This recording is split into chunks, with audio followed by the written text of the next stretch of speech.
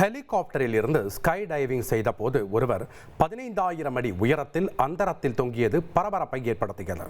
ஆஸ்திரேலியாவின் குயின்ஸ்லாந்து மாகாணத்தில் ஹெலிகாப்டரிலிருந்து sky diving செய்தபோது ஏற்பட்ட விபரீத சம்பவத்தில் ஒருவர் 15,000 அடி உயரத்தில் அந்தரத்தில் தொங்கியது பதைபதைப்பை ஏற்படுத்தியுள்ளது. அந்த காட்சிகள்தான் இது. 17 பேருடன் ஹெலிகாப்டரில் சென்ற அந்த குழு பாராசூட் உதவியுடன் கீழே குதித்தபோது பலத்த காற்று காரணமாக ஒருவர் கீழே அடித்து செல்லப்பட்டார். அவர் மோதியதால் மற்றொருவரின் பாராசூட் விமான ரக்கையில் மோதி அந்தரத்தில் தொங்கினார். இதனிடையே கீழே விழுந்த ஸ்கை டைவிங் வீரர் பாராசூட் உதவியுடன் லேசான காயங்களுடன் தரையை வந்தடைந்தார். இதேபோல விமான ரக்கை பகுதியில் சிக்கி அந்தரத்தில் பறந்தவரும் பத்திரமாக தரையிறங்கினார். நீதிமன்றத்தில் வழக்கு நிலுவையில் இருப்பதால் அதிமுக பொதுக்குழு தீர்மானத்தை ஏற்றுக்கொள்ளக்கூடாது என தலைமை தேர்தல் ஆணையத்திடம் புகழேந்தி மனு அளித்துள்ளார். மனு அளித்த பின்னர் செய்தியாளர்களிடம் சந்தித்த அவர், இரட்டை இலை சின்னம் வழங்கியதும் தவறு என தொடுத்த வழக்கு நீதிமன்ற அவமதிப்பு வழக்காக உயர்நீதிமன்றத்தில் உள்ளது எனவும் அவர் கூறினார். பாஸ்போர்ட்டை நிரந்தரமாக விடுவிக்க வேண்டி நடிகர் திலீப் எர்ணாகுளம் முதன்மை அமர்வு நீதிமன்றத்தில் மனு தாக்கல் செய்துள்ளார்.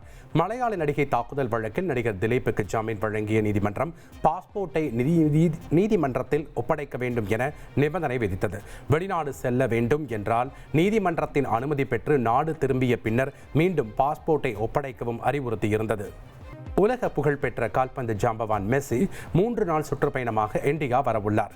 கோட் டூர் என அழைக்கப்படும் இந்த நிகழ்வு டிசம்பர் 13 முதல் 15 வரை கொல்கத்தா, ஹைதராபாத், மும்பை, புதுடெல்லி ஆகிய நகரங்களில் நடைபெறுகிறது.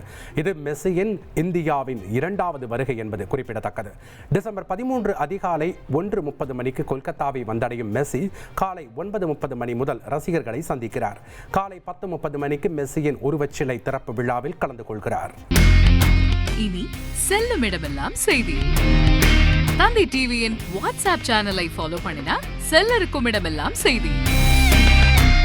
இதோ QR கோட் இப்பவே ஸ்கேன் பண்ணுங்க, ஃபாலோ பண்ணுங்க.